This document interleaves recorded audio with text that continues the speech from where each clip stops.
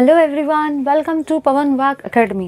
आई am Ankita और आज के क्लास में हम लोग फाइनली देखेंगे आपका लास्ट वाला पार्ट इस चैप्टर का, जिसका नाम है केमिकल बॉन्डिंग।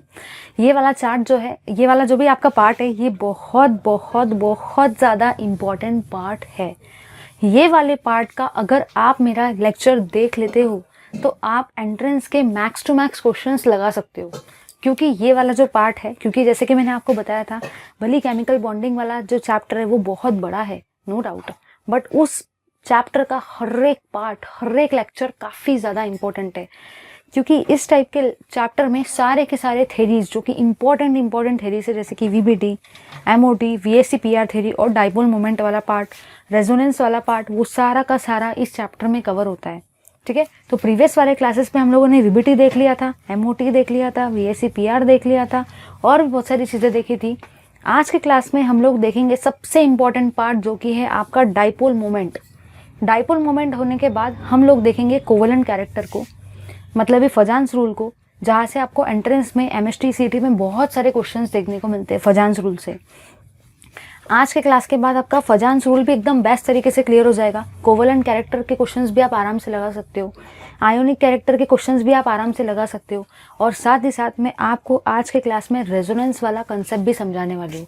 तो आज का क्लास कैसा है? बहुत ज़्यादा इंपॉर्टेंट। तो ज़्यादा टाइम वेस्ट के बिना स्टार्ट करेंगे अपने डाइपोल मोमेंट वाले पार्ट को। ठीक है, अब क्या होता है ना, डाइपोल मोमेंट का डेफिनेशन तो हम लोग पढ़ लेते हैं, बट डाइपोल मोमेंट सबसे ज़्यादा प्रॉब्लम जो आती है वो ये है कि डाइपोल मोमेंट के क्वेश्चंस को कैसे करना है, क्योंकि वो क्वेश्चन समझ में ही नहीं आते कहाँ से क्या जा रहा है एरो। मैं आपकी सारी छोटी से छोटी चीज़ें इस वाले लेक्चर में कंप्लीटली कवर कर दूंगी। सो देखेंगे हम लोग हमारे डाइपोल मोमेंट को। स्टार्ट करते हैं।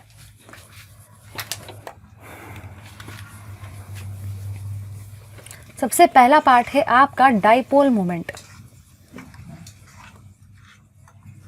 देखो अब कैसा है ना, बहुत सारी बेसिक इन्फॉर्मेशन तो मुझे आपको देनी है, क्योंकि वो बेसिक इन्फॉर्मेशन बुक में नहीं दी है, लेकिन वो बेसिक इन्फॉर्मेशन के बिना एक भी क्वेश्चन लगेगा ही नहीं।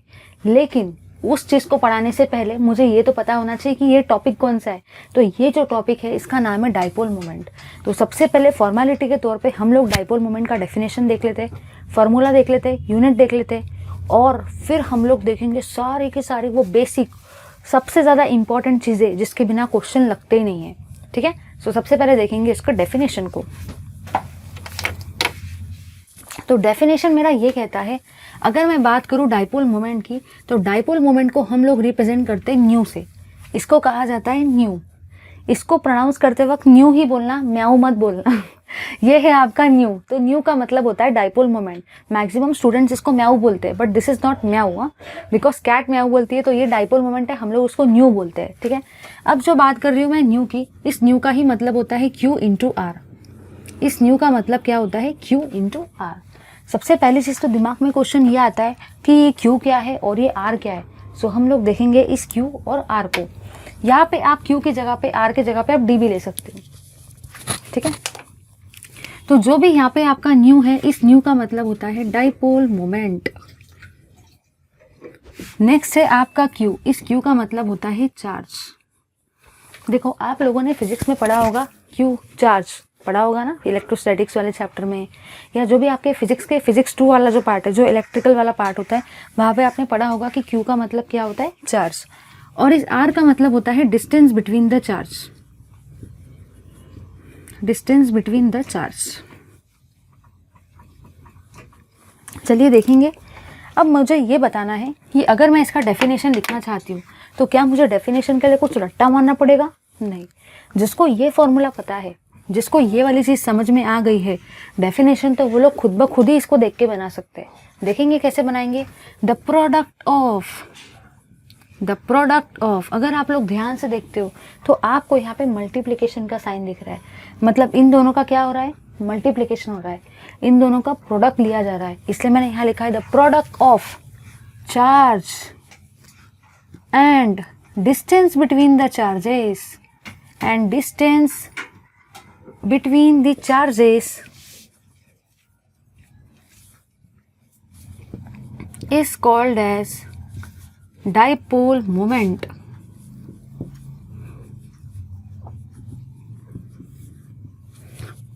ठीक है, आप लोगों को दिख रहा है कि प्रोडक्ट लिया जा रहा है, किसका किसका प्रोडक्ट ले रहे हैं हम लोग, चार्ज का प्रोडक्ट ले रहे हैं, इसलिए मैंने यहाँ पे लिखा है the product of charge and distance between the charge. ये आर क्या है, दो चार्ज के बीच में का जो भी डिस्टेंस है, इस चीज़ को हम लोग क्या बोलते हैं, डाइपोल मोमेंट। और मुझे गारंटी के साथ पता है कि ये वाली चीज़ समझी नहीं होगी क्योंकि जब तक कि हम लोग डायग्रामेटिकली चीज़ों को नहीं समझेंगे, जब तक ये चीज़ें कैसे समझेगी। तो अब लाते हैं डायग्राम को अपने पिक्चर में। तो डायग्राम मेरा ये कहता है कि अगर सपोज मैं लेती हूँ दो एलिमेंट को, लेट अस से ये एक एलिमेंट है आपका ये वाला ए, ये एक एलिमेंट है आपका बी। मैंने आपको हमेशा से एक ही चीज़ बताई है कि केमिस्ट्री में अगर एक है प्लस तो दूसरा क्या रहता है, माइनस। ठीक है, तो सपोज ये है इनके बीच का बॉन्ड, अगर इसके ऊपर चार्ज है प्लस तो इसके ऊपर चार्ज कौन सा रहेगा, माइनस। इसके ऊपर चार्ज है आपका माइनस। ये दोनों हुए आपके पोल्स, ये हुआ आपका पॉजिटिव पोल, ये हुआ आपका नेगेटिव पोल। ठीक है, तो ये जो प्लस और माइनस है ये क्या है, प्लस और माइनस जो है ये है इनके चार्जेस। और आर का मतलब क्या होता है, डिस्टेंस बिटवीन द चार्ज। तो ये वाला जो भी इनका डिस्टेंस है ना, इस डिस्टेंस को हम लोग कहते हैं डिस्टेंस बिटवीन द चार्ज। मतलब दो चार्ज के बीच में जितना भी आपका डिस्टेंस रहेगा ना, उसको हम लोग बोलते हैं डिस्टेंस बिटवीन द चार्ज। यानी कि मैंने यहाँ ये जाना कि जो भी आपका प्रोडक्ट होता है इन चार्जेस का and the distance between the charge, उसको हम लोग बोलते हैं डाइपोल मोमेंट। ठीक है, चलिए देखेंगे आगे। अब जो डाइपोल मोमेंट होता है ना, डाइपोल मोमेंट, इसका जो यूनिट होता है, unit of dipole moment, unit of dipole moment जिसको मैं न्यू से रिप्रेजेंट करती हूँ इज डेबे, और डेबे को हम लोग डी से भी रिप्रेजेंट करते हैं। तो आपको याद रखना है कि जो भी आपका डाइपोल मोमेंट होता है उसका यूनिट क्या होता है, डेबे। अब दिमाग में क्वेश्चन ये आता है, यार डेबे मुझे याद कैसे रहेगा कि डाइपोल मोमेंट का यूनिट है। तो देखो इधर, सबसे पहली चीज़ तो मैंने यहाँ ये जानी कि डाइपोल मोमेंट भी डी से चालू होता है और डेबे भी डी से चालू होता है। तो आप याद रख सकते हो कि जो भी मेरे डाइपोल मोमेंट का यूनिट होता है वो क्या रहता है, डेबे। तो ये रहा आपका डाइपोल मोमेंट। क्या कहता है डाइपोल मोमेंट, देखो नाम ही देखो ध्यान से, इसका नाम ही बोल रहा है डाइपोल, मतलब यहाँ पे पोल कितने रहने वाले, 2। तो ये है आपका पहला पोल, ये है आपका दूसरा पोल। जब आ गए दो पोल तो नाम क्या रहेगा, डाइपोल। ठीक है, तो जो भी प्रोडक्ट रहेगा चार्ज का और डिस्टेंस का बिटवीन द चार्ज, उसको बोलते हैं डाइपोल मोमेंट। चलिए, हमारे डाइपोल मोमेंट की फॉर्मेलिटी तो खत्म हो गई, डेफिनेशन को पढ़ने की, यूनिट को देखने की और समझने की। अब सबसे काम की चीज़ जो आने वाली है ना, वो है वो सारी की सारी बेसिक चीज़ें, वो सारी की सारी ट्रिक्स जिसके बिना क्वेश्चन नहीं होंगे और जो बुक में भी नहीं दे रखी है। सो देखेंगे हम लोग वो वाली चीज़ को। उससे पहले ले लो इसका स्क्रीनशॉट। चलिए, तो अब हम लोग एंटर लेते हैं हमारे उस ट्रिक के वाले पार्ट के अंदर में। अब इस चीज़ को एकदम ध्यान से देखना है आपको, आंखें खोल के, दिमाग खोल के इस चीज़ को देखो।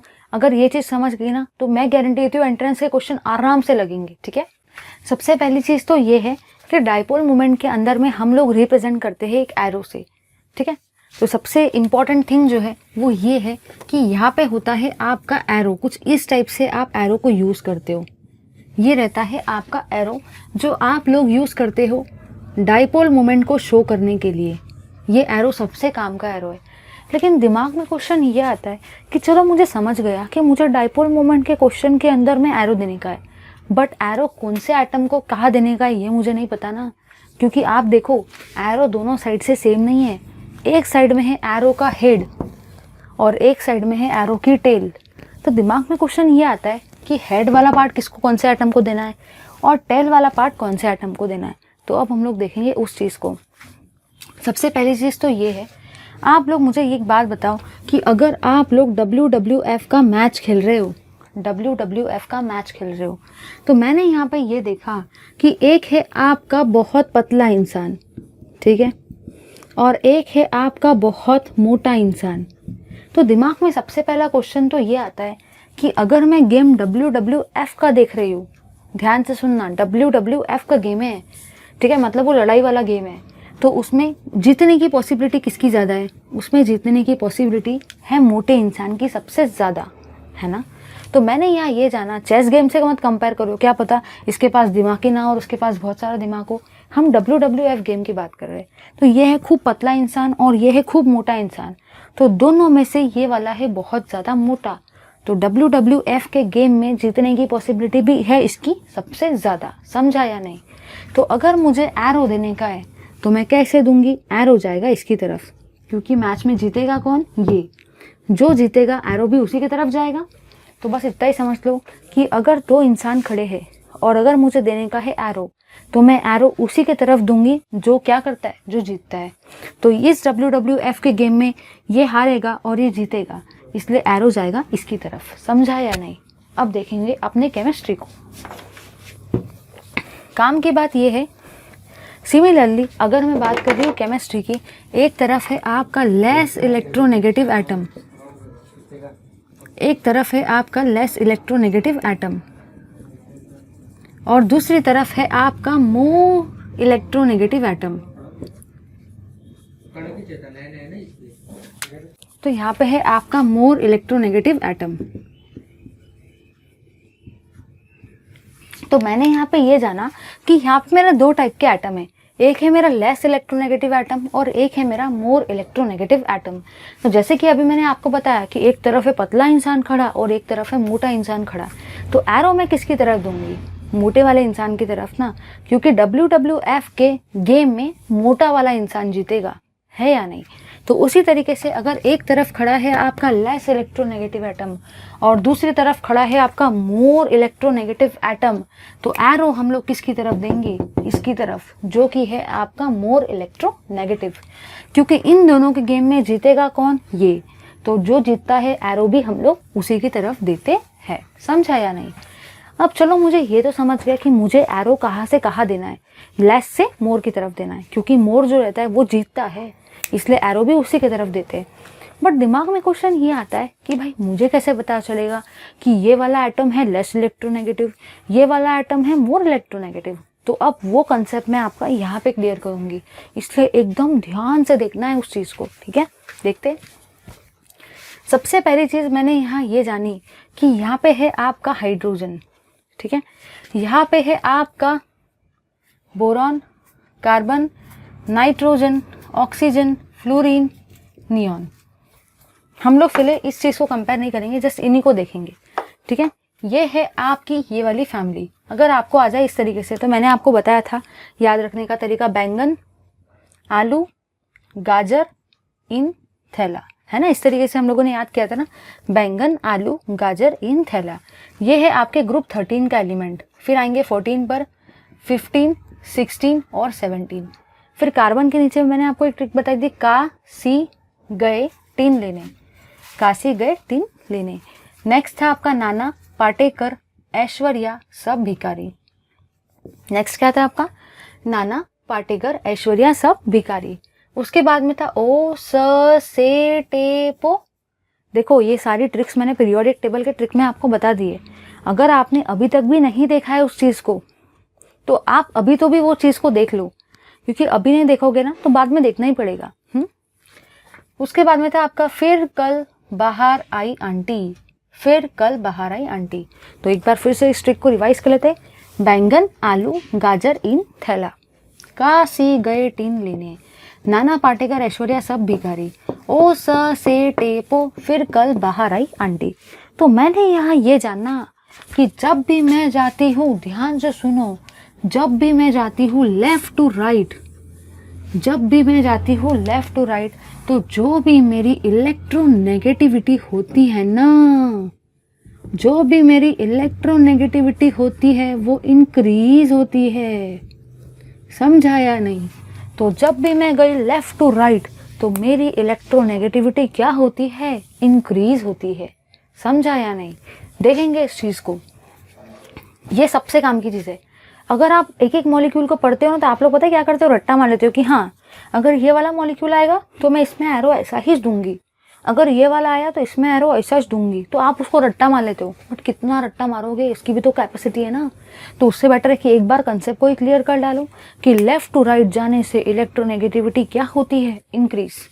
चलो अब सुनो, सपोज अगर मैंने आपको एग्जाम्पल दे दिया है इसका, बोरॉन और कार्बन का, और आपको पूछा है बताओ इलेक्ट्रोनेगेटिविटी किसकी है ज़्यादा? इलेक्ट्रोनेगेटिविटी आपकी, देखो ये है आपका बैंगन, ये है आपका कार्बन, बोरॉन और कार्बन, ठीक है। मैंने आपको बताया कि लेफ्ट टू राइट जाने से इलेक्ट्रोनेगेटिविटी इंक्रीज होती है, तो कार्बन की इलेक्ट्रोनेगेटिविटी कैसी रहेंगी? ज़्यादा। बोरॉन की इलेक्ट्रोनेगेटिविटी कैसी रहेंगी? कम। तो कार्बन की है ज़्यादा, बोरॉन की है कम। तो मैंने आपको बताया कि जब मुझे देने का है एरो, तो मैं कैसे दूंगी एरो को? एरो कुछ रहेगा मेरा इस तरीके से, क्योंकि हम लोग एरो का मुंह उसी की तरफ देते हैं जिसकी इलेक्ट्रोनेगेटिविटी कैसी रहती है? ज़्यादा। समझा या नहीं? तो अगर आपको ये दोनों आ गए तो कार्बन की कैसी है? ज़्यादा, तो एरो किसके तरफ देंगे? ज़्यादा वाले की तरफ। जिसकी इलेक्ट्रोनेगेटिविटी है ज़्यादा, एरो भी जाएगा उसी की तरफ, क्योंकि जीतेगा भी गेम में वही। समझा या नहीं? देखेंगे नेक्स्ट वाले क्वेश्चन को। अगर नेक्स्ट वाला आपको आ जाए सपोज कार्बन और नाइट्रोजन, तो देखो उधर कार्बन और नाइट्रोजन में इलेक्ट्रोनेगेटिविटी किसकी ज़्यादा है? नाइट्रोजन की, क्योंकि लेफ्ट टू राइट जाने से इलेक्ट्रोनेगेटिविटी क्या होती है? इंक्रीज। तो कार्बन और नाइट्रोजन में नाइट्रोजन की इलेक्ट्रोनेगेटिविटी कैसी है? ज़्यादा। नाइट्रोजन की इलेक्ट्रोनेगेटिविटी है ज़्यादा। तो अगर मुझे लिखना है इस तरीके से, तो मैं कैसा लिखूंगी? जिसकी इलेक्ट्रोनेगेटिविटी है ज़्यादा, गेम में जीतेगा भी वही, एरो भी जाएगा उसी की तरफ। देखेंगे नेक्स्ट चीज़ को। अगर आपको सपोज आ जाए नाइट्रोजन और ऑक्सीजन, ठीक है, तो नाइट्रोजन और ऑक्सीजन में मैंने क्या जानना कि ऑक्सीजन की इलेक्ट्रोनेगेटिविटी कैसी है? ज़्यादा। तो एरो जो रहेगा वो किसकी तरफ जाएगा? ज़्यादा वाले की तरफ, मतलब ऑक्सीजन की तरफ।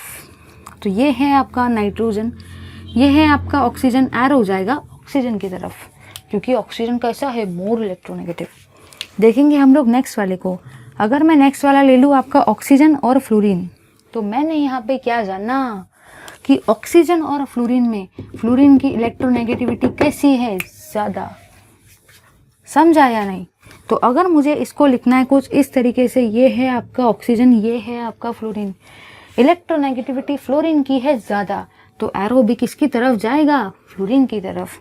सबसे पहले तो ले लो इसका स्क्रीनशॉट, फिर करते हैं और थोड़े से एग्जाम्पल को। चलिए और देखते हैं आगे, क्योंकि मुझे तो वो सारे के सारे एग्जाम्पल देखने जो मेरे अभी एग्जाम्पल्स में आएंगे, इसलिए मैं वो सारी की सारी बेसिक चीज़ें ही अभी आपकी क्लियर करती हूँ। अब देखेंगे नेक्स्ट चीज़ को। चलिए देखेंगे नेक्स्ट एग्जाम्पल को। नेक्स्ट एग्जाम्पल है आपका, सपोज अगर मुझे पूछा जाए फॉस्फोरस और क्लोरीन, फॉस्फोरस और क्लोरीन, ध्यान से सुनना, ये एग्जाम्पल में सारे आने वाले, इसलिए मैं पहले बेसिक क्लियर कर रही हूँ।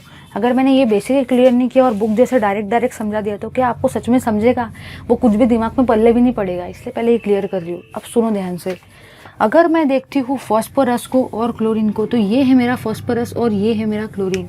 तो मुझे एक बात बताओ, जब मैं जाती हूँ लेफ़्ट टू राइट, तो मेरी इलेक्ट्रोनेगेटिविटी क्या होती है? इंक्रीज।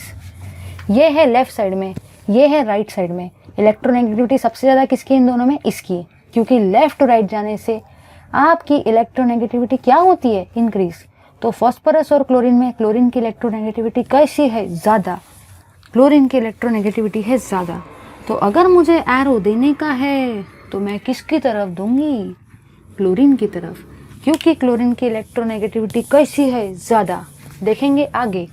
अगर आपको ऐसा कुछ आ जाए, ऐसा कुछ आ जाए जैसे कि समझ लो, अभी हम लोग देखेंगे इसको। अगर आपको आ जाए बोरॉन और फ्लोरीन, तो ध्यान से देखना, ये है आपका बोरॉन और ये है आपका फ्लोरीन। फ्लोरीन आ रहा है राइट साइड में, तो फ्लोरीन की इलेक्ट्रोनेगेटिविटी कैसी है? बोरॉन से ज़्यादा।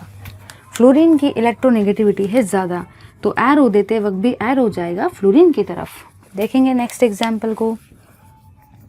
नेक्स्ट एग्जाम्पल लेंगे हम लोग कार्बन और हाइड्रोजन का। अगर मैं ले लूँ कार्बन और हाइड्रोजन का एग्जाम्पल, तो मैंने यहाँ पे ये जानना कि हाइड्रोजन है लेफ्ट हैंड साइड में और कार्बन है आपके राइट हैंड साइड में। तो कार्बन की इलेक्ट्रोनेगेटिविटी कैसी है? ज़्यादा, क्योंकि लेफ्ट टू राइट जाने से इलेक्ट्रोनेगेटिविटी क्या होती है? इंक्रीज। तो कार्बन की इलेक्ट्रोनेगेटिविटी है ज़्यादा। तो अगर मुझे एरो देने का है कार्बन और हाइड्रोजन के बीच में, तो एरो किसकी तरफ जाएगा? कार्बन की तरफ। बहुत सारे एग्जाम्पल्स आपको हाइड्रोजन के साथ वाले आएंगे, वहाँ पे कंफ्यूज मत होना। चलिए देखेंगे आगे। अगर मैं बात करूँ इस एग्जाम्पल की, अगर मुझे आ जाए नाइट्रोजन और हाइड्रोजन, ध्यान से देखना, यह है आपका हाइड्रोजन, ये है आपका नाइट्रोजन। तो हाइड्रोजन और नाइट्रोजन में नाइट्रोजन आ रहा है राइट हैंड साइड में, नाइट्रोजन की इलेक्ट्रोनेगेटिविटी हाइड्रोजन से कैसी है, ज़्यादा। तो अगर मुझे एरो देने का है नाइट्रोजन और हाइड्रोजन के केस में, नाइट्रोजन की इलेक्ट्रोनेगेटिविटी है ज़्यादा, तो एरो भी किसकी तरफ जाएगा, नाइट्रोजन की तरफ। ले लो इसका भी स्क्रीनशॉट। चलिए आपको एक और चीज़ पता होनी चाहिए, इससे पहले आता है बेरिलियम। जिसको नहीं पता है मैं उनके लिए बता रही हूँ, ठीक है। अब हम लोग करेंगे एक और एग्जाम्पल को। अगर मैं आपके एक और एग्जाम्पल को करना चाहती हूँ, सपोज़ वो एग्जाम्पल है आपके कार्बन और क्लोरीन के बारे में, और मुझे बताना है कि कार्बन और क्लोरीन के केस में जो भी आपका एरो है वो किसकी तरफ जाएगा, ठीक है। ध्यान से देखना, यहाँ पे मैंने क्या जानना, यहाँ पे मैंने ये देखा कि आपका कार्बन है लेफ्ट हैंड साइड में और क्लोरीन है राइट हैंड साइड में, तो इलेक्ट्रोनेगेटिविटी किसकी ज़्यादा है, क्लोरीन की। किससे, कार्बन से। तो अगर कार्बन और क्लोरीन में बात की जाए तो क्लोरीन की इलेक्ट्रोनेगेटिविटी कैसी है, ज़्यादा। तो अगर इलेक्ट्रोनेगेटिविटी है ज़्यादा तो एरो भी किसकी तरफ जाएगा, जो है आपका मोर इलेक्ट्रोनेगेटिव। तो बस दुनिया में आपको इतना ही समझना है कि जो मोटा इंसान होता है और एक पतला इंसान होता है, तो WWF के मैच में मोटा वाला ही जनरली जीतता है। तो अगर आपको डाइपोल मोमेंट में देने का है एरो, एक तरफ है लेस इलेक्ट्रोनेगेटिव, मतलब ऐसा इंसान, और एक तरफ है मोर इलेक्ट्रोनेगेटिव, तो आप एरो किसकी तरफ दोगे, जो है आपका मोर इलेक्ट्रोनेगेटिव। समझा या नहीं, ले लो इसका स्क्रीनशॉट। चलिए अब दिमाग में क्वेश्चन ये आता है, चलो मुझे सब समझ गया कि एरो जो है वो क्या रिप्रेजेंट करता है, मतलब एरो जो है वो किससे किसकी तरफ दिया जाता है।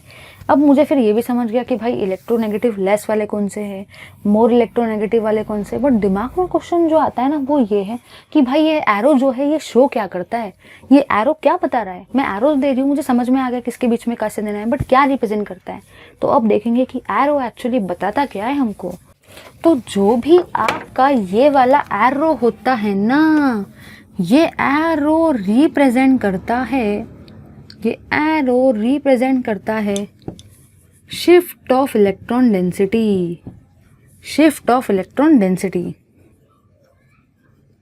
मतलब जो भी आपकी इलेक्ट्रॉन डेंसिटी है ना, उसके शिफ्टिंग को ये एरो शो करता है। मतलब ये जो इलेक्ट्रॉन डेंसिटी कहाँ से कहाँ शिफ्ट हो रही है वो कौन बताता है, वो आपको बताता है ये वाला एरो। समझा या नहीं, इसका भी ले लो स्क्रीनशॉट। चलिए अब हम लोग देखेंगे आगे। मैंने यहाँ पे क्या जानना कि जो मुझे डाइपोल मोमेंट है ना, डाइपोल मोमेंट वो जो है वो स्टडी करना है। डाइपोल मोमेंट को मुझे स्टडी करना है, हम लोग उसको स्टडी कर रहे हैं दो टाइप के मॉलिक्यूल्स में, हम लोग उसको स्टडी कर रहे हैं। मतलब मैंने यहाँ पे ये जानना कि जो भी मेरा डाइपोल मोमेंट है ना, मैं उसको स्टडी कर रही हूँ मॉलिक्यूल्स में, और वो मॉलिक्यूल्स भी है कैसे, आपके दो टाइप के। पहला जो मॉलिक्यूल है ना, उस मॉलिक्यूल का नाम है डाई एटॉमिक मॉलिक्यूल, और दूसरा जो मॉलिक्यूल है उसका नाम होता है पॉली एटॉमिक मॉलिक्यूल। तो सबसे पहली चीज़ तो दिमाग में क्वेश्चन ये आता है कि ये डाई और पॉली है क्या। देख लेते हैं इसको भी, मुझे पता है आपको पता है कि क्या है वो। तो याद रखना है कि इसके नाम ही है दो, डाई मतलब इसमें एटम कितने रहेंगे, दो। तो इसमें आपके टोटल एटम रहते हैं 2। अगर मैं बात करूँ पॉली एटॉमिक की, पॉली मतलब कैसे होते हैं, 2 से ज़्यादा। अगर ये है 2 तो इसका नाम है डाई। तो ये है पॉली एटॉमिक, पॉली का मतलब होता है ज़्यादा। अगर ये है 2 तो ये कैसे रहेंगे, 2 से ज़्यादा। तो मैं यहाँ पे लिख सकती हूँ कि जो भी आपके टोटल एटम रहते हैं ना, वो रहते हैं ग्रेटर देन 2। अगर मैं बात करूँ इसके एग्जाम्पल की, जो हम लोग स्टडी करेंगे इसके केस में, वो है HCl, HF, HBr, HI, ठीक है। ये सारे के सारे चीज़ें आपकी इसके अंडर में आएंगी। अगर मैं बात करूँ पॉली एटॉमिक की, जो एग्जाम्पल हम लोग स्टडी करने वाले हैं वो है आपका BeF2, BF3, BCl3, PCl5, PCl3, XeF2, IF2, ये सारे के सारे एग्जाम्पल्स जो है ये हम लोग इसके अंदर में देखेंगे। CHCl3, CH4, ये सारी की सारी आपकी चीज़ें आएगी इसके अंदर में। साथ ही साथ इसमें आपका आएगा NH3, NF3। तो ये सारे के सारे अगर आप देखते हो तो ध्यान से देखो, यहाँ पे आपके एटम कितने, एक और ये दो, तीन। हर जगह पे आपको 3 या 4 एटम दिखेंगे और यहाँ पे आपको हर जगह पे कितने एटम दिख रहे हैं, 2, 1 2 1 2। तो ये हुआ आपके मॉलिक्यूल का क्लासिफिकेशन। अब हम लोग देखेंगे आगे। देखो अब क्या होता है ना, जो भी है आपका डायटोमिक मॉलिक्यूल, उसमें स्टडी करना बहुत ज़्यादा है आसान, क्योंकि सोचने की बात है कि वहाँ पे एटम कितने हैं, सिर्फ और सिर्फ 2। अगर एटम है 2 तो उनके बीच में एरो भी कितना आएगा, सिर्फ और सिर्फ एक ही एरो काफ़ी है। लेकिन अगर मैं बात कर रही हूँ पॉली एटोमिक मॉलिक्यूल की, तो वहाँ पे मुझे थोड़ा सा कन्फ्यूजन होगा, क्योंकि वहाँ पे मेरे एटम कैसे है, ज़्यादा। अगर एटम आ जाए ज़्यादा तो एरो भी कैसे रहेंगे, ज़्यादा। अगर एरो रहेंगे ज़्यादा तो वहाँ पे मेरा एक ट्रिक काम करता है। वो ट्रिक के बिना इस क्वेश्चन को करना बड़ा मुश्किल है और मैक्सिमम आप लोग गलती करके आते हो। तो मैं आपकी सबसे पहली वो ट्रिक क्लियर करती हूँ जो आपको लगेगी किसके अंदर में, पॉली एटॉमिक मॉलिक्यूल के केस में। ठीक है, देखते हैं उस चीज़ को, क्योंकि यहाँ पे मुझे ट्रिक का कोई काम नहीं है। ये तो सिंपल है, 2 ही मॉलिक्यूल है, बट यहाँ पे मॉलिक्यूल कैसे है, 2 से ज़्यादा। तो यहाँ पे ट्रिक के बिना क्वेश्चन सॉल्व नहीं होंगे। तो देखेंगे पॉली एटॉमिक मॉलिक्यूल को।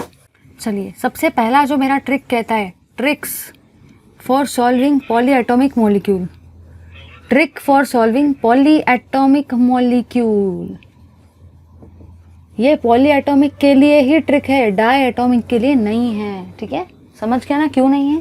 ध्यान से देखना, ये ट्रिक आपको कोई भी बुक में देखने को नहीं मिलेगी। ये ट्रिक स्पेशली मैंने डिज़ाइन की है ताकि सारे स्टूडेंट्स की अंडरस्टैंडिंग हो जाए क्लियर। ठीक है, वीडियो के लास्ट में लाइक ज़रूर करना। ठीक है, देखते हैं इस ट्रिक को। ये ट्रिक मेरा ये कहता है, सोचने की बात है, ध्यान से देखना। अगर आपका एक एरो जा रहा है लेफ्ट हैंड साइड में, ध्यान से देखो, एक एरो जा रहा है लेफ्ट हैंड साइड में, एक एरो जा रहा है आपका राइट हैंड साइड में। ठीक है, तो मुझे एक बात बताओ, सपोज ये एक एरो जा रहा है लेफ्ट हैंड साइड में, एक एरो जा रहा है राइट हैंड साइड में। यहाँ पे सपोज मैंने कोई चीज़ ली है A, ये है आपकी B, ये है आपकी B। सबसे पहले तो यहाँ पे ये देखो कि ये दोनों के दोनों एटम कैसे है, सेम। अटैच एटम को देखो जिनके तरफ जा रहा है आपका एरो, ये दोनों के दोनों एटम कैसे है, सेम। ठीक है, according to the principle of common sense, according to the principle of common sense, मेरा कॉमन सेंस का प्रिंसिपल ये कहता है कि अगर मेरा एक एरो जा रहा है लेफ्ट हैंड साइड में, एक एरो जा रहा है राइट हैंड साइड में, तो लेफ्ट हैंड साइड के एरो ने राइट हैंड साइड के एरो को क्या कर दिया, कैंसल। लेफ्ट हैंड साइड के एरो ने राइट हैंड साइड के एरो को क्या कर दिया, कैंसल। तो मेरे डाइपोल मोमेंट का वैल्यू कैसा आया, 0, क्योंकि एरो हो गए कैंसल। तो डाइपोल मोमेंट का वैल्यू क्या हो जाएगा, 0, क्योंकि कुछ भी बचा ही नहीं, दोनों के दोनों हो गए कैंसल। अब देखेंगे आगे। आगे मैंने यहाँ ये जाना कि अगर मैं लेती हूँ कुछ इस तरीके से 2 एटम, एक एरो जा रहा है आपका ऊपर की तरफ और एक एरो जा रहा है आपका नीचे की तरफ। तो यहाँ पे मैंने ये जानना कि according to the principle of common sense, दोनों के दोनों एटम कैसे है, सेम। एक एरो जा रहा है ऊपर की तरफ, दूसरा एरो जा रहा है नीचे की तरफ। जब लेफ्ट वाले एरो ने राइट वाले एरो को क्या कर दिया, कैंसल, तो ऊपर वाला एरो नीचे वाले एरो को क्या कर देगा, कैंसल। तो डाइपोल मोमेंट का वैल्यू कैसा आएगा, 0। समझा या नहीं? देखेंगे आगे। आगे का ट्रिक जो मेरा कहता है वो ये है कि अगर आपको कुछ इस तरीके से चीज़ आ जाए, एक लोन पेयर है ऊपर की तरफ, दूसरी लोन पेयर है नीचे की तरफ, और सपोज यहाँ पे आपका है कोई एक एटम A, यहाँ पे आपका एटम है B, एक लोन पेयर है ऊपर की तरफ, दूसरे लोन पेयर है नीचे की तरफ। ये दोनों के दोनों एटम कैसे है, सेम। तो ऐसे केस में according to the principle of common sense, ऊपर वाला लोन पेयर नीचे वाले लोन पेयर के साथ क्या हो जाएगा, कैंसल। तो डाइपोल मोमेंट का वैल्यू कैसा आएगा, 0। समझा या नहीं? देखेंगे आगे। पहले इतना लिख लो, इतनी चीज़ का स्क्रीनशॉट ले लो, फिर हम लोग देखेंगे आगे। चलिए देखते हैं आगे। आगे देखेंगे। हाँ, ये चीज़ बहुत काम की है, बहुत बहुत बहुत काम की है, कोई बुक में नहीं दे रखी है। चलिए देखेंगे आगे। अगर आपको आगे कुछ ऐसा एग्जाम्पल आ जाए, अगर आपका सपोज एक लोन पेयर है लेफ्ट हैंड साइड में, एक लोन पेयर है राइट हैंड साइड में, सपोज ये है आपका कोई एक एटम ए, ये एटम है दोनों के दोनों बी से अटैच, ये भी है बी, ये भी है बी, दोनों के दोनों कैसे है सेम। तो मैंने यहाँ ये जाना कि जब ऊपर वाला लोन पेयर नीचे वाले लोन पेयर के साथ में हो रहा है कैंसिल, ऊपर वाला एरो नीचे वाले एरो के साथ में हो रहा है कैंसिल, तो ऊपर वाला साइड वाला lone pair left hand side वाला lone pair right hand side वाले लोन पेयर के साथ क्या हो जाएगा, कैंसिल। ये भी हो गया कैंसिल। डाइपोल मोमेंट का वैल्यू कैसा आएगा, 0। समझा या नहीं? देखेंगे आगे। आगे मेरा क्या कहता है, ध्यान से सुनो, ध्यान से। यहाँ पे आपके क्वेश्चन आ रहे हैं रिजल्टेंट डाइपोल के, रिजल्टेंट डाइपोल। तो ये जो चीज़ है वो मेरी ये कहती है कि सपोज अगर मैंने, ध्यान से देखना एकदम ध्यान से, सपोज अगर आपका कोई ऐसा आ जाए, ये है आपका बी, ये है आपका बी, ये भी है आपका बी, तो मैंने यहाँ ये जानना कि सपोज एक एरो जा रहा है इस तरफ, एक एरो जा रहा है इस तरफ, एक एरो जा रहा है इस तरफ। अगर आप कुछ ऐसे केस में आ जाए कि आपका सेंटर वाला एटम 3 एटम के साथ में जुड़ा हुआ है, तब मैं कैंसलेशन कैसे करूँगा? दिमाग में तो क्वेश्चन आया होगा ना। तो अब सुनो, आप कैंसलेशन कैसे करोगे। अगर आपको कुछ इस तरीके की चीज़ आ जाए तो सबसे पहले आपको यहाँ से एक रिजल्टेंट डाइपोल लेना पड़ेगा। मतलब इन दो एरो को मिलके आपका एक रिजल्टेंट डाइपोल तैयार होगा।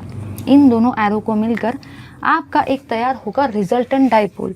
और सबसे पहले देखो, एक एरो जा रहा है लेफ्ट हैंड साइड में, एक एरो जा रहा है राइट हैंड साइड में। ये एरो से ये वाला एरो कैसा हो जाएगा, कैंसिल। डाइपोल मोमेंट का वैल्यू क्या आएगा, 0। याद रखना है। आपके दिमाग में क्वेश्चन ये आया होगा, भाई ये एरो तो राइट हैंड साइड में जा रहा है, चलो मुझे इतना समझा, ये एरो ऊपर की तरफ जा रहा है, ये एरो नीचे की तरफ जा रहा है, बट ये एरो कहाँ से टपक गया? तो ध्यान से सुनो, जब भी आपको 2 एरो ऐसे दिखते हैं ना जाते वक्त, तो हमेशा उन 2 एरो से एक रिजल्टेंट एरो निकलता है। ये दोनों एरो से एक निकलेगा आपका रिजल्टेंट एरो, और ये रिजल्टेंट एरो से ये दोनों कैसे हो गए, कैंसिल। तो डाइपोल मोमेंट का वैल्यू क्या आता है, 0। समझा या नहीं समझा? देखेंगे आगे। अगर आगे मैं आपको सपोज कोई एग्जाम्पल दे दूं, जैसे कि मैंने ये वाला एग्जाम्पल दिया है, ये है आपका ए, ये है आपका बी, बी, बी, ये है आपका सी, ये है आपका सी। और अगर मैं एरो कुछ दे रही हूँ इस टाइप से,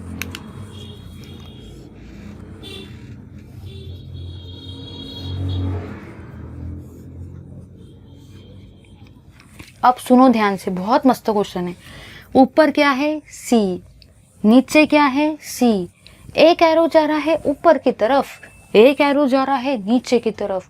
ऊपर वाला एरो नीचे वाले एरो के साथ क्या हो जाता है, कैंसल।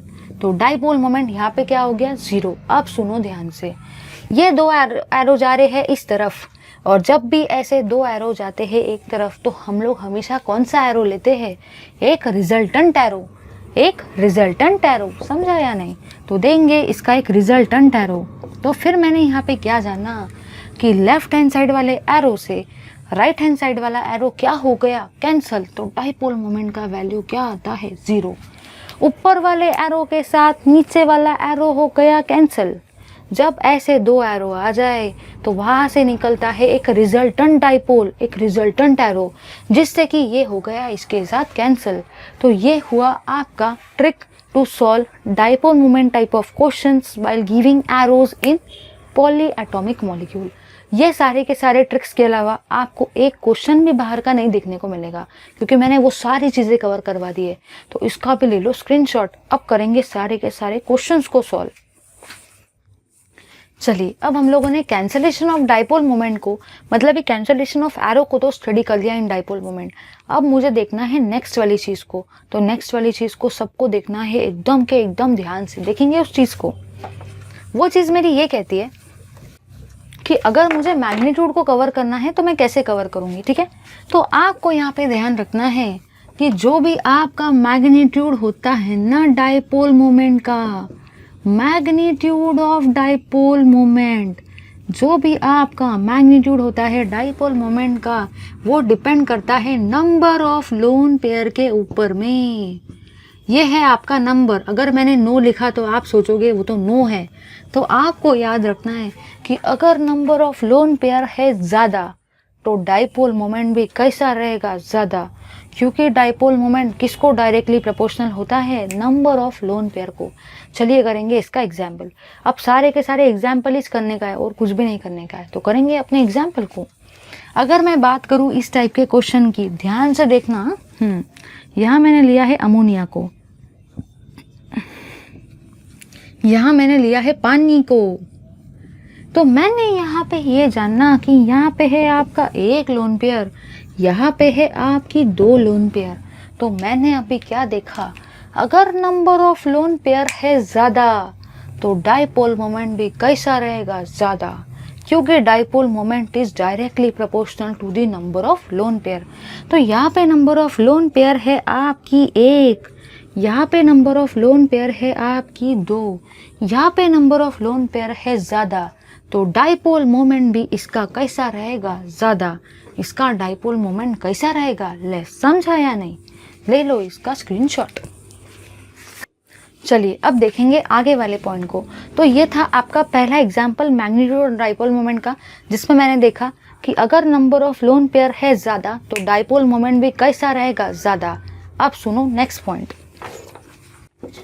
अगर मैं बात करूँ मेरे नेक्स्ट वाले पार्ट की, तो नेक्स्ट वाला पार्ट मेरा ये कहता है कि जो भी आपका मैग्नीट्यूड होता है ना डाइपोल मोमेंट का, अगर आपका नंबर ऑफ लोन पेयर आ जाए सेम, मतलब आपको कैसे लिखना है, देखो इधर मैंने यहाँ पे ये जानना कि firstly count number of lone pair, firstly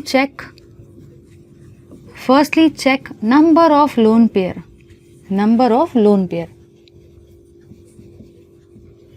ठीक है।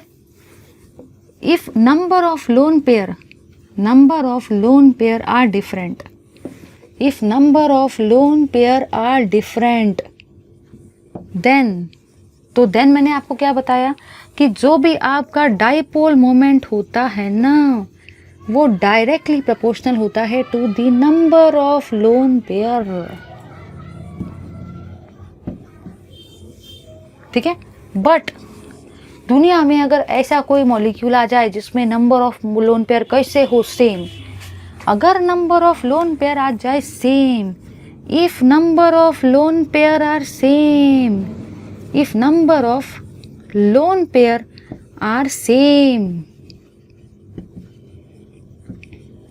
then in that case observe the overall arrow in same direction। तो सेकेंड पॉइंट मेरा ये कहता है, पहला पॉइंट मेरा ये कहता है कि अगर नंबर ऑफ लोन पेयर है अलग अलग तो जिसकी लोन पेयर है ज़्यादा उसका डाइपोल मोमेंट भी कैसा रहेगा, ज़्यादा। बट सेकेंड पॉइंट मेरा ये कहता है कि अगर number of lone pair same आ जाए तो अब मैं क्या करूँगा, अगर नंबर ऑफ लोन पेयर आ जाए आपकी सेम, तो ऐसे केस में आपको देखना का है ओवरऑल एरो को। ये तो समझना बड़ा ही अटपटा है, अब समझेंगे एग्जाम्पल के तौर पे इसको, एग्जाम्पल के बिना नहीं समझेगा वो। तो अगर मैं आपका एग्जाम्पल ले लूँ, सपोज मैंने लिया है नाइट्रोजन, ठीक है, एक तरफ मैंने लिया है कुछ इस तरीके से, दूसरी तरफ मैंने लिया है कुछ इस तरीके से। ये है आपका हाइड्रोजन, ये है आपका फ्लोरीन। अब थोड़ा ध्यान से देखना, तो मैंने यहाँ पे ये जाना कि इस नाइट्रोजन के पास में है सिर्फ और सिर्फ एक लोन पेयर, इस नाइट्रोजन के पास में है एक लोन पेयर। अगर आपका एग्जाम्पल आ जाए अमोनिया और पानी का, तो आपने ये जानना कि पानी में नंबर ऑफ लोन पेयर है ज़्यादा, तो पानी का डाइपोल मोमेंट भी है ज़्यादा। बट अगर आपको कुछ ऐसे एग्जाम्पल आ जाए जिसमें आपके लोन पेयर कैसे है सेम, तो क्या आप इससे जज कर सकते हो, नहीं। तो अब आपको सेकेंड वाला पॉइंट देखना है, तो देखेंगे सेकेंड वाले पॉइंट को। अगर मैं बात करती हूँ इसकी, तो यहाँ पे लोन पेयर है ऊपर की तरफ, वो एरो कहाँ पे जाएगा, ऊपर की तरफ।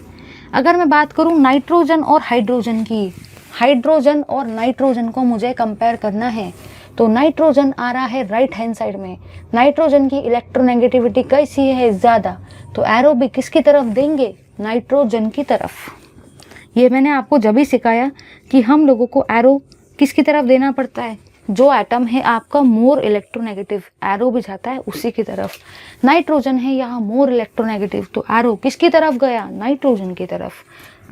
अगर मैं बात करूँ इस मॉलिक्यूल की, लोन पेयर है ऊपर की तरफ, एरो जाएगा ऊपर की तरफ। बट ध्यान से सुनो, अगर आपके एग्जाम्पल में आ जाए एक तरफ नाइट्रोजन एक तरफ फ्लोरीन, नाइट्रोजन और फ्लोरीन, फ्लोरीन आ रहा है आपका राइट हैंड साइड की तरफ, तो फ्लोरीन की इलेक्ट्रोनेगेटिविटी कैसी है, ज़्यादा नाइट्रोजन से, तो एरो किसकी तरफ देंगे, फ्लोरीन की तरफ। तो हम लोग यहाँ पे एरो देंगे फ्लोरीन की तरफ, क्योंकि फ्लोरीन आ रहा है राइट हैंड साइड में, फ्लोरीन की इलेक्ट्रोनेगेटिविटी है ज़्यादा, तो एरो भी किसकी तरफ देंगे, फ्लोरीन की तरफ। अब सुनो, कहना मुझे ये है कि अगर आप ध्यान से देखते हो तो ये एरो भी जा रहा है ऊपर, ये एरो भी जा रहा है ऊपर, सारे के सारे एरो कैसे जा रहे हैं, ऊपर की तरफ। मतलब सारे के सारे एरो का डायरेक्शन कैसा है, सेम। अगर एरो का डाइपोल मोमेंट का डायरेक्शन है सेम, तो इसका डाइपोल मोमेंट कैसा रहेगा, ज़्यादा, क्योंकि सारे के सारे एरो देखो ऊपर की तरफ ही तो जा रहे हैं ना, सारे के सारे एरो जा रहे हैं ऊपर की तरफ, तो डाइपोल मोमेंट कैसा रहेगा, सेम, क्योंकि एरो का डायरेक्शन कैसा है, सेम। बट अगर मैं बात करूँ इसके केस में, कुछ एरो तो जा रहे हैं मेरे ऊपर की तरफ, कुछ एरो जा रहे हैं मेरे नीचे की तरफ, तो एरो का डायरेक्शन सेम नहीं है। यहाँ पे आपके ओवरऑल एरो का डायरेक्शन है सेम, यहाँ पे आपके ओवरऑल एरो का डायरेक्शन सेम नहीं है, इसलिए ऐसे केस में इसका डाइपोल मोमेंट रहेगा ज़्यादा और इसका डाइपोल मोमेंट कैसा रहेगा, कम। तो मैंने आपको ये बताया कि अगर नंबर ऑफ लोन पेयर आ जाए सेम, तो ऐसे केस में जिसके एरो का डायरेक्शन रहता है एक तरफ, ओवरऑल डायरेक्शन सेम डायरेक्शन में रहता है, उसका डाइपोल मोमेंट कैसा रहता है, ज़्यादा। ले लो इसका स्क्रीनशॉट। चलिए करेंगे अब और बहुत सारे एग्जाम्पल्स को आगे। मैंने यहाँ पे ये जानना कि अगर मुझे कुछ एग्जाम्पल आ जाए, सपोज BeF2 का, अगर मुझे BeF2 का एग्जाम्पल आ जाए और मुझे पूछा जाए कि बताओ डाइपोल मोमेंट का वैल्यू कैसा आएगा, तो मैंने यहाँ पे ये जानना कि बेरिलियम है आपका लेफ्ट हैंड साइड में और जो भी आपका फ्लोरीन है वो कैसा है, राइट हैंड साइड में, तो फ्लोरीन की इलेक्ट्रोनेगेटिविटी कैसी है, ज़्यादा। तो एरो भी मैं किसकी तरफ दूंगी, फ्लोरीन की तरफ। ध्यान से सुनो, एक एरो जा रहा है लेफ्ट हैंड साइड में, एक एरो जा रहा है राइट हैंड साइड में, दोनों के दोनों एरो कैसे हो गए, कैंसल। डाइपोल मोमेंट का वैल्यू क्या आएगा, 0। देखेंगे नेक्स्ट एग्जाम्पल को। नेक्स्ट एग्जाम्पल कहता है अगर आपको कुछ आ जाए इस तरीके से BF3, ठीक है। अगर मैं बात करूँ B की और F की, तो B और F में F आ रहा है राइट तरफ, तो F की इलेक्ट्रोनेगेटिविटी कैसी है, ज़्यादा, तो एरो भी किसकी तरफ देंगे, F की तरफ। तो अगर मैं एरो देती हूँ F की तरफ, और मैंने आपको बताया था कि जब भी आपके एरो कुछ इस साइड में जाते हैं तो हमेशा वहाँ से आपका एक रिजल्टेंट एरो निकलता है, रिजल्टेंट एरो, समझा या नहीं। लेफ्ट हैंड साइड वाले एरो से राइट हैंड साइड वाला एरो हो गया कैंसल, डाइपोल मोमेंट का वैल्यू क्या आएगा, 0। देखेंगे आगे। आगे मैंने यहाँ ये जानना कि अगर आपका एग्जाम्पल आ जाए, सपोज लेट अस से PCl5,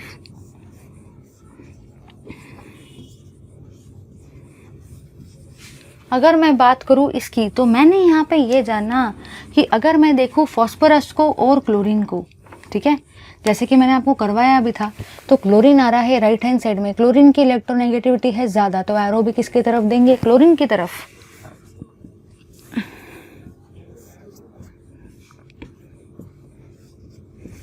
मुझे एक बात बताओ, ऊपर भी है क्लोरीन नीचे भी है क्लोरीन, ऊपर वाले एरो से नीचे वाला एरो क्या हो गया, कैंसल। ये दोनों जा रहे हैं एक तरफ, तो हमेशा यहाँ से क्या निकलता है, एक resultant arrow. Left hand side वाले एरो से राइट हैंड साइड वाला एरो क्या हो गया, कैंसल। डाइपोल मोमेंट का वैल्यू क्या आएगा, 0। ले लो इसका स्क्रीनशॉट। चलिए करेंगे और कुछ एग्जाम्पल्स को। अगर मैं बात करूँ आपके नेक्स्ट एग्जाम्पल की, जैसे मैंने लिया है सपोज HF का एग्जाम्पल, तो HF के केस में मैंने यहाँ पे ये जाना कि हाइड्रोजन आ रहा है लेफ्ट की तरफ, फ्लोरीन आ रहा है राइट की तरफ, तो फ्लोरीन की इलेक्ट्रोनेगेटिविटी कैसी है, ज़्यादा, तो मैं एरो भी किसकी तरफ दूंगी, फ्लोरीन की तरफ। तो यहाँ पे क्या आपका एरो किसी चीज़ के साथ कैंसिल हो रहा है, नहीं। तो यहाँ पे आपका जो डाइपोल मोमेंट रहेगा ना, that is not equal to zero, वो ज़ीरो के इक्वल नहीं आएगा, क्योंकि एरो कोई भी चीज़ के साथ कैंसिल नहीं हुआ है। अब देखेंगे आगे।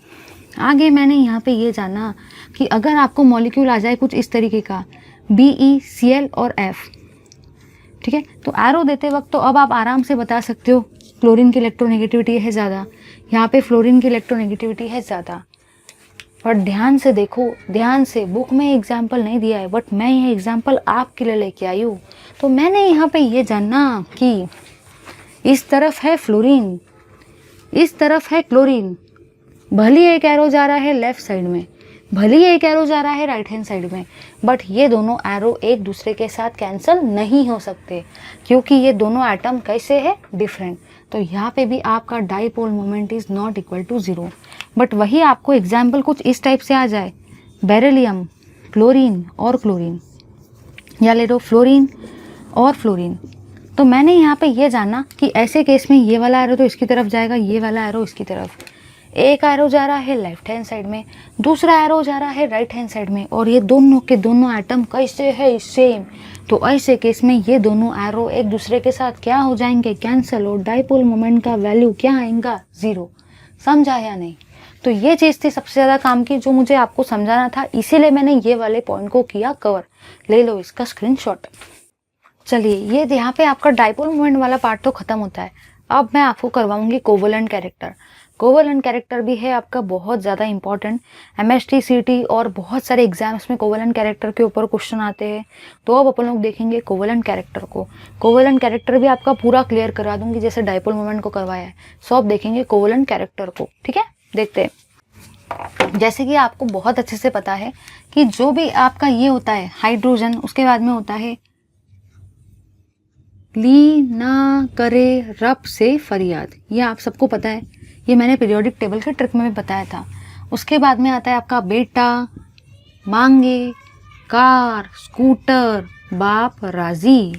पहले क्या था, लीन ना कर रहे रब से फरियाद, बेटा मांगे, कार, स्कूटर, बाप, राजी, ये था। फिर कल बाहर आई आंटी, देखेंगे इस चीज़ को आगे। मैंने यहाँ पे ये जानना कि नीचे जाने से मेरा जो साइज है ना, नीचे जाने से जो भी मेरा साइज है वो क्या होता है, इंक्रीज। जिसको ये नहीं समझता बस वो इतना ही याद रखो कि आपका पीरियोडिक टेबल में बनता है सीधा ट्रायंगल। तो नीचे जाने से मेरा साइज क्या होता है, इंक्रीज, इसलिए ट्रायंगल जो है वो कैसा बनता है, सीधा ट्रायंगल। समझा या नहीं? तो आगे मैंने यहाँ पे ये जानना कि जो भी मेरा कोवेलेंट कैरेक्टर होता है ना, जो भी मेरा कोवेलेंट कैरेक्टर होता है, कोवेलेंट कैरेक्टर जो होता है वो एक्सप्लेन किया है बाय द फजान्स रूल। फजान्स रूल जो थे, फजान्स नाम के जो अंकल थे, उन्होंने हमें कोवेलेंट कैरेक्टर को एक्सप्लेन करवाया। तो देखते हैं फजान्स अंकल ने हम लोगों को इस रूल में क्या बताया, देखते हैं उस चीज़ को। तो ये रूल जो होता है, फजान्स अंकल ने मुझे ये बताया कि जो भी मेरा कोवेलेंट कैरेक्टर होता है ना, वो इनवर्स डायरेक्टली प्रोपोर्शनल होता है charge on cation and anion. Cation and anion का जो भी चार्ज होता है उसको होता है directly proportional, is inversely proportional to the size of cation, is directly proportional to the size of anion. Book में इसी चीज़ को खूब लंबी चौड़ी कहानी के फॉर्म में दे रखा है, बट मैंने वो कहानी पढ़कर आपको ये छोटी सी कहानी बता दी जिससे आपके सारे क्वेश्चन हो जाएंगे सॉल्व। तो फजान्स अंकल ने मुझे ये बताया कि अगर मुझे बताना है कोवेलेंट कैरेक्टर को, तो जो भी मेरा होता है ना कोवेलेंट कैरेक्टर, वो डायरेक्टली प्रोपोर्शनल होता है चार्ज ऑन कटायन एंड अनायन। मतलब अगर कटायन या अनायन के ऊपर रहेंगे चार्ज ज़्यादा, तो उनका कोवेलेंट कैरेक्टर भी कैसा रहेगा, ज़्यादा। is inversely proportional to the size of cation and is directly proportional to the size of anion। देखेंगे इस चीज़ को। इस चीज़ को समझने से पहले दूसरी चीज़ समझो। अगर आपको कभी इस तरीके से कोई क्वेश्चन आ जाए AB1, AB2 और AB3, तो सबसे पहली चीज़ तो ये है कि आपको चार्ज देते नहीं आते, आप वहाँ पगले जैसे कुछ तो भी कैलकुलेशन करते रहते, पता नहीं क्या कैलकुलेशन चलते रहता है दिमाग में। बस इतना ही समझो, ये जो A है ये एक B के साथ अटैच है, तो इस A के ऊपर चार्ज कितना रहेगा? +1। ये जो A है ये 2B के साथ अटैच है, तो इस A के ऊपर चार्ज कितना रहेगा? +2। ये जो A है ये 3B के साथ अटैच है, तो इस A के ऊपर चार्ज कितना रहेगा? +3। समझा या नहीं? चार्ज देते वक्त ऐसा मत सोचना कि एग्जामिनर आपको लिख के देगा कि बेटा इसके ऊपर ये चार्ज है, इसके ऊपर ये चार्ज है। आपको वहाँ अपना दिमाग अप्लाई करके चार्ज को निकालने का है। एक एटम अगर एक के साथ अटैच है तो +1 चार्ज, 2 के साथ है तो +2, 3 के साथ है तो +3। समझा या नहीं? देखेंगे आगे। अगर मैं आपको एग्जाम्पल करा दूँ एक, सबसे पहले सुनो, सारे के सारे एग्जाम्पल कवर कराऊंगी। अगर मैं आपका एग्जाम्पल ले लूँ LiCl और NaCl, तो सबसे पहली बात तो ये है कि ये जो Li है यहाँ पे कुछ भी नंबर नहीं है, मतलब ये Li भी आपके एक ही क्लोरीन के साथ अटैच है, ये Na भी आपके एक ही क्लोरीन के साथ अटैच है, तो दोनों के ऊपर चार्ज कैसे है? सेम। समझा या नहीं? अभी तो कुछ बताया नहीं, कहाँ से समझा? तो ये जो Li है ये एक ही क्लोरीन के साथ अटैच है, तो इसके ऊपर भी चार्ज कैसा है? +1। ये जो Na है ये भी एक क्लोरीन के साथ अटैच है, इसके ऊपर भी चार्ज कैसा है? +1। तो आके देखो, ये है आपका लिथियम, लीना के लिथियम का साइज है छोटा, सोडियम का साइज है बड़ा। समझा या नहीं? लिथियम का साइज है छोटा, सोडियम का साइज है बड़ा। मैंने यहाँ पे ये जानना, अगर मैं बात कर रही हूँ कोवलेंट कैरेक्टर की, कोवलेंट कैरेक्टर यहाँ पे आपको दे रखा है LiCl, यहाँ पे आपको दे रखा है NaCl। ध्यान से देखो और मुझे बताना, जो भी मेरा कोवलेंट कैरेक्टर होता है, फजान से अंकल ने मुझे ये बताया कि सबसे पहले देखो चार्ज को। अगर चार्ज आ जाए सेम, अगर चार्ज आ जाए सेम जो कि आ रहे हैं, तो आप देखेंगे कटायन के साइज को।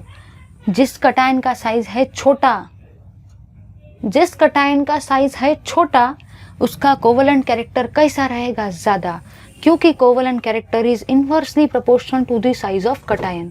तो अगर साइज ऑफ कटायन है छोटा तो कोवलेंट कैरेक्टर कैसा रहेगा? ज़्यादा, क्योंकि ये दोनों कैसे है? Inversely proportional. यहाँ पे आपके कटायन का साइज है छोटा, यहाँ पे आपके अनायन का साइज है बड़ा, तो जिसमें कटायन का साइज रहेगा छोटा उसका कोवलेंट कैरेक्टर कैसा रहेगा? ज़्यादा। समझा या नहीं? ले लो इसका स्क्रीनशॉट। चलिए देखेंगे आगे एग्जाम्पल को।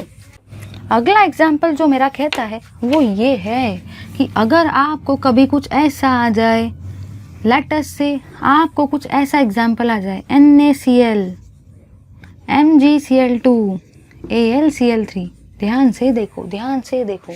तो मैंने यहाँ पे ये जानना कि ये जो सोडियम है इस क्लोरीन के नीचे कुछ भी लिखा हुआ नहीं है, मतलब यहाँ पे क्या है? 1। अगर ये एटम इसके एक के साथ अटैच है तो इसके ऊपर चार्ज कितना रहेगा? +1। ये है 2 के साथ अटैच तो इसके ऊपर चार्ज कितना रहेगा? +2। ये है 3 के साथ अटैच तो इसके ऊपर चार्ज कितना रहेगा? +3। अब मुझे एक बात बताओ, फजान अंकल ने मुझे क्या बताया था कि अगर चार्ज जो है वो है ज़्यादा, चार्ज को डायरेक्टली प्रोपोर्शनल होता है कोवलेंट कैरेक्टर। अगर चार्ज का वैल्यू है ज़्यादा तो कोवलेंट कैरेक्टर भी कैसा रहेगा? ज़्यादा। तो इसका है ज़्यादा इसके साथ में। समझा या नहीं? तो अगर चार्ज का वैल्यू है ज़्यादा तो कोवलेंट कैरेक्टर भी कैसा रहेगा? ज़्यादा। ले लो इसका भी स्क्रीनशॉट। चलिए देखेंगे नेक्स्ट एग्जाम्पल को। नेक्स्ट एग्जाम्पल मेरा जो कहता है वो ये है, अगर मैं बात कर रही हूँ LiCl की और LiI की, ध्यान से देखना, ध्यान से। तो आगे मैंने यहाँ ये जाना कि ये जो Li है ये एक ही क्लोरीन के साथ अटैच है, ये जो I है ये भी एक ही आयोडीन के साथ अटैच है, कोई भी नंबर नहीं दे रखा है, मतलब वहाँ पे कौन सा नंबर प्रेजेंट होता है? 1। अगर ये है एक एटम के साथ में अटैच तो इसके ऊपर चार्ज भी कितना रहेगा? +1। अगर ये है एक एटम के साथ में अटैच तो इसके ऊपर चार्ज भी कितना रहेगा? +1। आगे मैंने यहाँ पे ये जाना, ध्यान से सुनो, ये भी है लिथियम, ये भी है लिथियम, तो इन दोनों का साइज कैसा है? सेम। ध्यान से देखो, जब मेरे को कोवलेंट कैरेक्टर निकालना था तो सबसे पहले मैंने देखा चार्ज को, चार्ज यहाँ पे कैसे है? सेम, बढ़ो आगे। फिर मैंने देखा साइज ऑफ कटायन को, कटायन कैसे है? सेम, तो कटायन का साइज भी कैसा है? सेम। फिर बढ़ो आगे, आगे क्या कहता है? साइज ऑफ अनायन, तो अब मुझे देखना पड़ेगा, पहले इसको देखा ये है सेम, फिर देखा इसको ये भी है सेम, अब मैं देखूंगी इसको साइज ऑफ अनायन को। तो अब मुझे देखना है कि जो भी मेरा कोवेलेंट कैरेक्टर होता है ना वो डायरेक्टली प्रोपोर्शनल होता है to the size of anion. देखेंगे आगे। अगर मैं बात करूँ क्लोरीन की और आयोडीन की, तो मैंने यहाँ पे ये जानना कि ये है मेरा क्लोरीन, ये है मेरा आयोडीन। क्लोरीन का साइज कैसा है? छोटा। आयोडीन का साइज कैसा है? बड़ा। क्लोरीन का साइज है छोटा, आयोडीन का साइज है बड़ा।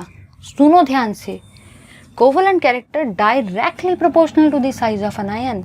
अगर अनायन का साइज रहेगा ज़्यादा तो कोवेलेंट कैरेक्टर भी कैसा रहेगा? ज़्यादा। तो इसके केस में इस अनायन का साइज है ज़्यादा, तो इसका कोवेलेंट कैरेक्टर भी कैसा रहेगा? ज़्यादा। ले लो इसका भी स्क्रीनशॉट। तो सबसे पहली चीज़ जो मैंने यहाँ पे देखी वो ये है कि कोवेलेंट कैरेक्टर को देखने से पहले सबसे पहले आप निकालोगे चार्ज को। अगर चार्ज है ज़्यादा तो कोवेलेंट कैरेक्टर भी कैसा रहेगा? ज़्यादा। अगर चार्ज आ जाए सेम तो आप किसको देखोगे? कटायन के साइज को। अगर कटायन का साइज है छोटा तो कोवेलेंट कैरेक्टर कैसा रहेगा? ज़्यादा, क्योंकि covalent character is inversely proportional to the size of cation. Last में मुझे फजान अंकल ने ये बताया कि अगर ये दोनों आ जाए सेम तो आप देखोगे इसको। जो भी आपका कोवेलेंट कैरेक्टर होता है वो डायरेक्टली प्रोपोर्शनल होता है to the size of anion. मतलब अगर अनायन का साइज रहेगा ज़्यादा तो आपका कोवेलेंट कैरेक्टर भी कैसा रहेगा? ज़्यादा। समझा या नहीं? अब देखेंगे आगे। ध्यान से सुनो। In case of transition elements, ध्यान से देखना, बहुत काम की चीज़ है। In case of transition element, in case of transition series element, यहाँ पे मैंने ये जानना, ट्रांजिशन सीरीज एलिमेंट मतलब ये सब आप पढ़ोगे, लेकिन कब पढ़ोगे? 12th में, क्योंकि 12th में आपको एक चैप्टर है ट्रांजिशन सीरीज एलिमेंट। तो जो भी आपके ट्रांजिशन सीरीज एलिमेंट होते हैं मतलब ये आपके जो भी डी ब्लॉक एलिमेंट्स होते हैं। तो मुझे तो बहुत अच्छे से पता है कि अगर एलिमेंट का नाम है एस ब्लॉक तो उसमें लास्ट इलेक्ट्रॉन एस सबशेल में जा रहा है। अगर एलिमेंट का नाम है पी ब्लॉक तो लास्ट इलेक्ट्रॉन पी सबशेल में जा रहा है। बट अगर एलिमेंट का नाम है डी ब्लॉक तो लास्ट इलेक्ट्रॉन आपके डी सबशेल में जाता है। समझो ध्यान से। तो यहाँ पे आपका जो भी कॉन्फ़िगरेशन होता है वो डी में जाएगा, ठीक है। तो जो भी आपका इलेक्ट्रॉनिक कॉन्फ़िगरेशन होता है ना, ये वाला ध्यान से देखो, NS2, NP6 और आपका ND10, ध्यान से देखना। तो यहाँ पे मैंने ये जानना कि अगर आपका डी हो जाए कंप्लीटली फील्ड तो ऐसे इलेक्ट्रॉनिक कॉन्फ़िगरेशन को हम लोग क्या बोलते हैं? इसका नाम होता है pseudo inert gas configuration. Pseudo inert gas configuration, समझा या नहीं? तो अगर आपके डी में आ जाए 10 इलेक्ट्रॉन तो ऐसे चीज़ को आप क्या बोलते हो? Pseudo inert gas configuration. और ये कैसा होता है? Very very stable, very very stable. ले लो इसका स्क्रीनशॉट। चलिए देखेंगे आगे। ध्यान से देखना। आगे मैंने यहाँ ये जाना कि अगर मैं आपको एग्जाम्पल दे दूँ ये वाला NaCl और CuCl, समझा या नहीं? अभी तो कुछ बताया नहीं है। अब देखो आगे, ये जो सोडियम है ये एक क्लोरीन से अटैच है तो इसके ऊपर चार्ज कितना रहेगा? +1। ये जो Cu है ये एक क्लोरीन से अटैच है तो इसके ऊपर चार्ज कितना रहेगा? +1, ठीक है। देखेंगे आगे। आगे मैंने यहाँ ये जानना कि सोडियम का इलेक्ट्रॉनिक कॉन्फ़िगरेशन क्या होता है। आगे हम लोग ऐसे देखेंगे NS2, NP6 और N+1D। मतलब मैं इसको ऐसा लिख सकती हूँ ना, एक्चुअली अगर मुझे लिखना है आउटर शेल इलेक्ट्रॉनिक कॉन्फ़िगरेशन तो मैं कैसा लिखूँगी? 2s2, 2p6, 3s1, येस और नो, ऐसा ही आएगा। बट अगर मुझे इसका इलेक्ट्रॉनिक कॉन्फ़िगरेशन लिखना है Na+1 का तो मुझे यहाँ से एक इलेक्ट्रॉन को निकालना पड़ेगा, तभी इसके ऊपर चार्ज कितना आएगा? +1, 2s2, 2p6, ठीक है। आएंगे यहाँ पे। अगर मैं बात करूँ इस कॉपर की तो आप अभी तो ये आपको आया नहीं है, यह आपको 12th में आएगा, फिर भी मैं बता देती हूँ कि बुक का पार्ट है। तो हम लोगों ने यहाँ पे इलेक्ट्रॉनिक कॉन्फ़िगरेशन देखा था, वो ये था कि यहाँ पे आपका कॉन्फ़िगरेशन जो आता है ना वो ये है 3s2, 3p6, 4d10। ये होता है आपके कॉपर +1, कॉपर 1 का कॉन्फ़िगरेशन।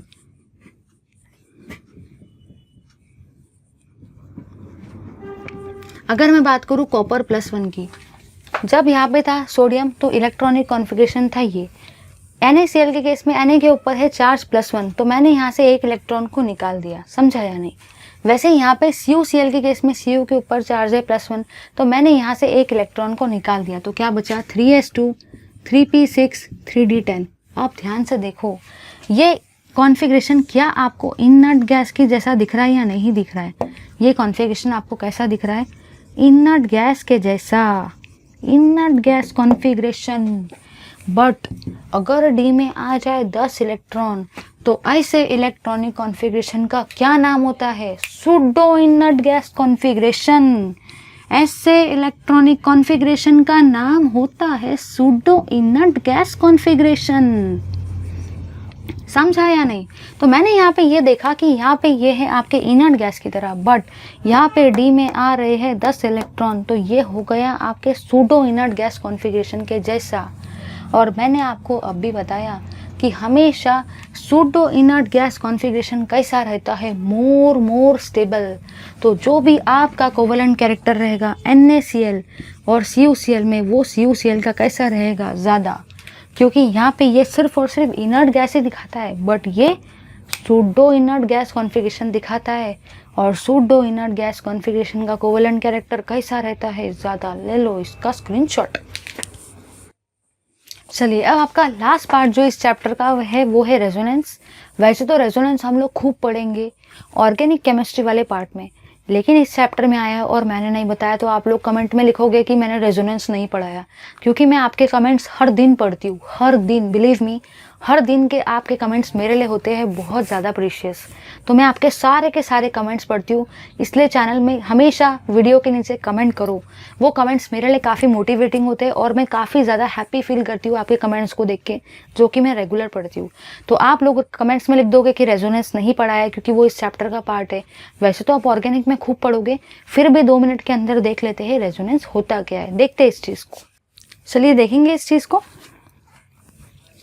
तो नेक्स्ट है आपका जो कि लास्ट टॉपिक है रेजोनेंस। फाइनली हैप्पीली मैं आपको बोल रही हूँ कि ये है आपका रेजोनेंस टॉपिक, जिसको हम लोग देखेंगे एकदम शॉर्ट में। अगर मैं बात कर रही हूँ सपोज आपके कार्बोनेट मॉलिक्यूल की CO3 2-, तो इसका स्ट्रक्चर होता है कुछ इस तरीके से। ये होता है आपका इसका स्ट्रक्चर। तो यहाँ पे मैंने क्या जानना,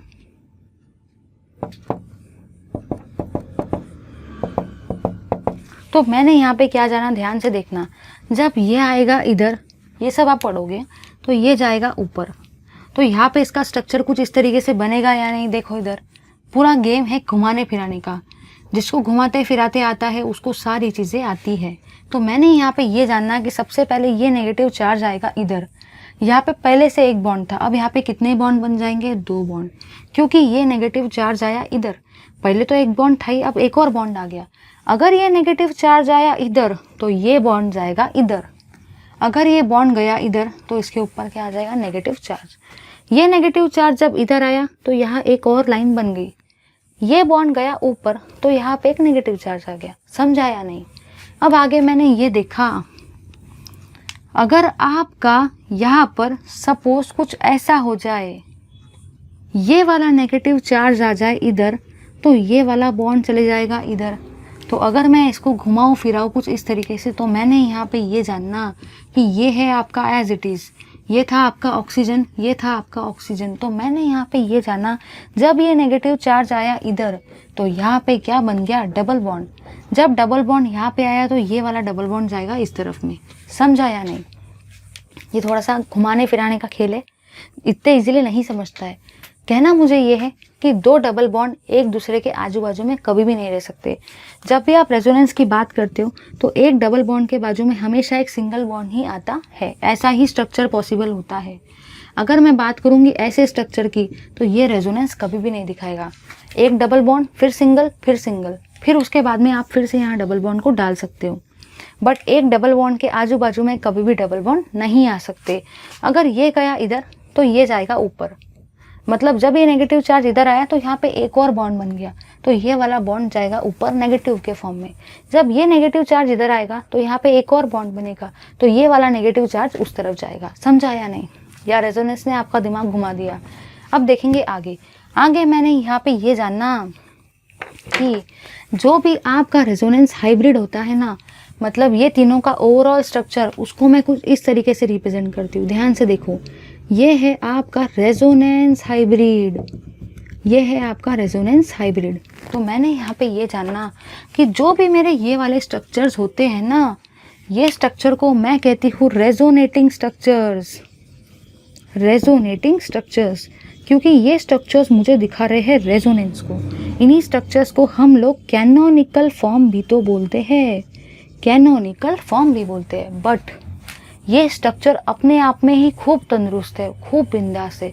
ये स्ट्रक्चर जो है ना, ये अकेला इंसान, ये अकेला स्ट्रक्चर, ये तीनों स्ट्रक्चर की क्या कर सकता है, बराबरी। तो ये स्ट्रक्चर को हम लोग क्या कहते हैं, रेजोनेंस हाइब्रिड। मतलब कहना मुझे ये है कि ये जो रेजोनेंस हाइब्रिड होता है ना, इसका नाम ही है हाइब्रिड। अगर इसका नाम ही है हाइब्रिड तो उसकी वैरायटी कैसी रहेगी, एकदम बेस्ट क्वालिटी की। तो ये अकेला ही स्ट्रक्चर्स, ये तीनों के स्ट्रक्चर की क्या कर सकता है, बराबरी। और साथ ही साथ ये स्ट्रक्चर कैसा रहता है, खूब ज़्यादा स्टेबल। समझा या नहीं? तो मैंने यहाँ पे ये जाना कि जो भी मेरे कैनोनिकल स्ट्रक्चर्स होते हैं या जो भी मेरे रेजोनेटिंग स्ट्रक्चर्स होते हैं, वो होते हैं ये वाले। जो एक ही स्ट्रक्चर होता है, जो सबसे ज़्यादा स्टेबल होता है, जो ये तीनों की बराबरी कर सकता है, वो क्या रहता है, रेजोनेंस हाइब्रिड। आगे मैंने यहाँ ये जाना, दिमाग में आपके कन्फ्यूजन ये आया होगा, क्वेश्चन ये आया होगा कि भाई मुझे कितने रेजोनेटिंग स्ट्रक्चर बनाने हैं या इसको घुमाते चलना है। तो एक सेंटेंस आपको बता रही हूँ, उसके बाद करते हैं वीडियो को ख़त्म। सबसे काम का सेंटेंस, मेरा सेंटेंस ये कहता है, number of resonating structure, number of resonating structures is equal to the number of surrounding atom, is equal to the number of surrounding or attached atoms.